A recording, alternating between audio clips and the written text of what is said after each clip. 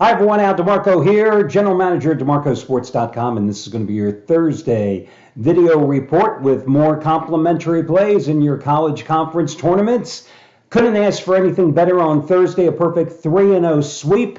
Here on the video report, a 17-3 roll with the complimentary plays in college hoops. 2-0 sweep yesterday gave you easy complimentary winners with Penn State over Michigan and Cincinnati hammering Kansas. And my best bet over at DeMarcoSports.com, a top-rated 15-dime winner with Duquesne getting the job done against St. Louis. Before I advance to your Thursday complimentary plays, just taking a look back on Wednesday's card.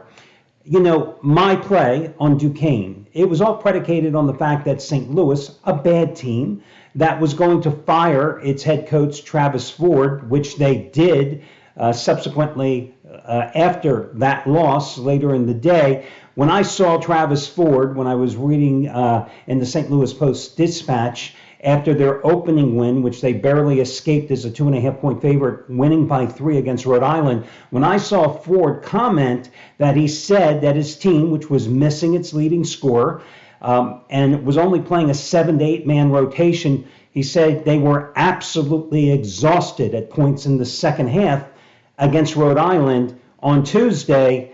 Well, you know, that little voice was screaming in my ear, bet me, bet me, bet me, because I love Duquesne. They had finished the regular season on quite a roll. They had played so well in the second half of conference play, so I was all over Duquesne. But yesterday, here on the video, I told you that that Kansas-Cincinnati game was weird in terms of the line. That Kansas, a team that was going to be without its top 2 scorers, who happened to also be the team's top 2 rebounders, guys who would combine to average a little over 36 points and 18 rebounds a game, and yet Cincinnati was only a 2.5 to 3-point favorite. I call that type of line suspension of disbelief. Because what? Will Chamberlain was coming back from the dead? Danny Manning was turning back the clock 30 years and was coming out of retirement? What did the odds makers want you to believe was going to happen in that game? Clearly, Bill Self wasn't worried about winning the Big 12 championship. That's not what he's paid the multi-million dollars for. It's to get into the big dance and to advance to that championship. But again, it's like suspension of disbelief.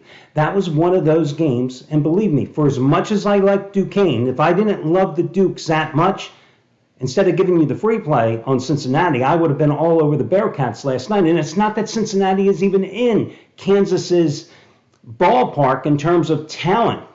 But when you take the Jayhawks' talent away because they're sitting in street clothes, well, Kansas isn't even a good team. And clearly you saw it last night as Cincinnati had that game in hand from start to finish and easily won by 20. So every now and then you will find games like that. And again, I call it suspension of disbelief, where you look at the line and you go, that is too good to be true. But really, often, it's not too good to be true. And you have to, again, suspension of disbelief, put it to the side, and just bet the damn game. Yeah, sometimes you're going to lose. And as I joked about yesterday, sometimes you'll find the game with the team, with the leading scorer, sitting on the bench, and somehow they magically win by 30 points. But more often than not, I have found in my years doing this, you just go for it and you'll win. Okay, with all that being said, let's get to your complimentary plays. By the way, if you're looking for somebody who's red hot, yeah, I'm going for top-rated 15-dime best bet winner number 7 out of 10 today, but that pales in comparison. I'm just being honest with you. You ought to check out Shawn Michaels. Today, he's going for college basketball winner number 25 out of 35 this season, and with the first 34 plays, $10 bettors have only made $10,600. That's wins minus losses minus the VIG. And today, he has top-rated 100-dime max wager winner number 11 out of 13 this season after cashing in. Let's see, Monday he had Gonzaga over San Francisco. Yesterday it was USC over Washington. Today he has his tournament, what's he calling it? Tournament rematch revenger and it's the half price play of the day. So you might want to check it out. Of all the handicappers in college basketball this season at the site, he has by far had the best season from start to finish. So you might want to check that out over at DeMarcosports.com. Okay, in terms of your complimentary plays, one game that I like a lot, and I considered using these two teams as perhaps my best bets today. One is Texas A&M minus the 5.5 points at Nashville today at the Bridgestone Arena. I thought that Texas A&M was pretty good because they closed the season with 3 straight wins, including an 86-60 pummeling of Mississippi and Oxford on Saturday. And who are they playing today? Ole Miss. And how did Ole Miss finish the season? Not too well, that's for damn sure.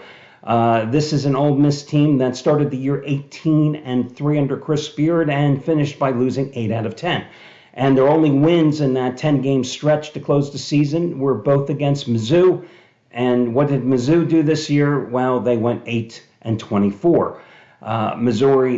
Mississippi losing 5 of their last 6. In fact, after closing that season with that double-digit loss at home to Texas A&M, the only hesitation I had is it's so hard to beat a team twice in a row. You just saw with Cincinnati, in fact, how they destroyed West Virginia at home over the weekend and then had to rally back from 16 points on Tuesday to beat the Mountaineers again in their Big 12 tournament opener. So that just gave me a little hesitation. But the metrics are there for Texas A&M to beat Ole Miss today, because what Texas A&M does that Ole Miss does not do well is hit the boards. And this is really the best offensive rebounding team in the nation. I mean, they average almost 18 offensive boards a game.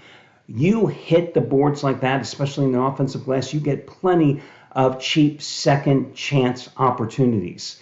Now, why Texas A&M didn't do better this year is beyond me. I mean, I watched them a few games. They're just not a great shooting team. They're a decent defensive team. But again, you look at that game this past Saturday, which they won by 26 points in Oxford. They outshot Ole Miss 50 to 39.3%. They dominated the glass, 50 rebounds to 21. 18-5 on the offensive glass. They outscored Ole Miss 36-22 in the paint. And yet in the first game in College Station, they lost 71-68 back at the end of January. So that was a little bit of a red flag. And yet I do like Texas A&M. They are a 5.5-point favorite in the rematch today. On the afternoon card, a little earlier at 5 o'clock Eastern time, you've got Loyola of Chicago, a 2.5-point favorite against St. Bonaventure. Now, you remember what happened when St. Bonaventure hosted Loyola of Chicago less than a month ago. Loyola of Chicago was on a red-hot roll. They were coming off a double-digit blowout at home against George Mason. They had a 7 or 8 game win streak. They go to St. Bonnie, and they get hammered, maybe playing their worst game of the entire season. And then they come home and they upset Dayton. And it was their first home win against a nationally ranked team in forever. Go figure. That was their only loss in their final 11 games. Again, go figure. Well, today they're a 2.5-point favorite against St. Bonaventure, a St. Bonaventure team that was lucky to escape with a win against LaSalle yesterday. And LaSalle, the Explorers aren't any good.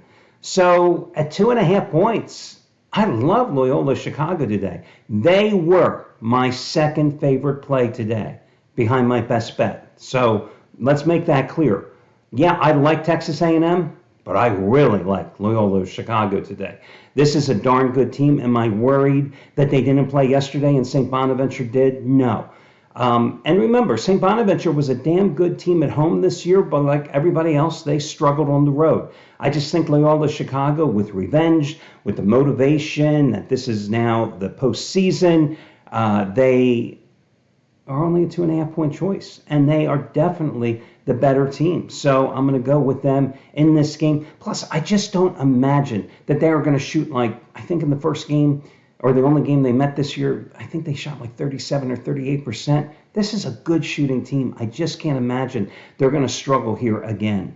So a couple other games that I happened to handicap today, and let's talk about them. USC has been playing so damn well, and it's because their backcourt finally got healthy with Collier and Ellis. And Rodman has been providing a good third scoring option and hitting the boards as well, just like his father did and back in the day. You saw yesterday they went down to the wire, but they held on and they covered against Washington. Well, now they've got their rematch with Arizona. And you know how they just knocked out Arizona to close their season. Today they're getting 8.5 points. The one thing about the Wildcats this season, you put them in the McHale Center in Tucson, they just exploded offensively. But on the road this year, they at times struggled. 8.5 points with the way USC is playing defensively, I'm a little bit tempted to back the Trojans here in the rematch with this game at the T-Mobile Arena in Las Vegas. So I lean a little toward USC. Otherwise, that's pretty much it. I mean, I kind of like Duke a little bit, minus the 11.5 points against NC State. Big deal. NC State beat Syracuse last night, but does that really matter? So I'd also lean toward Duke as the double-digit chalk in that one. Duke, of course, the last game lost to North Carolina in their season finale and cost them the ACC championship, or at least a piece of it. But again, the two best plays are, without a doubt, Loyola of Chicago, #1, and then Texas A&M, #2. So that'll do it. Good luck, everybody, and we'll talk again tomorrow.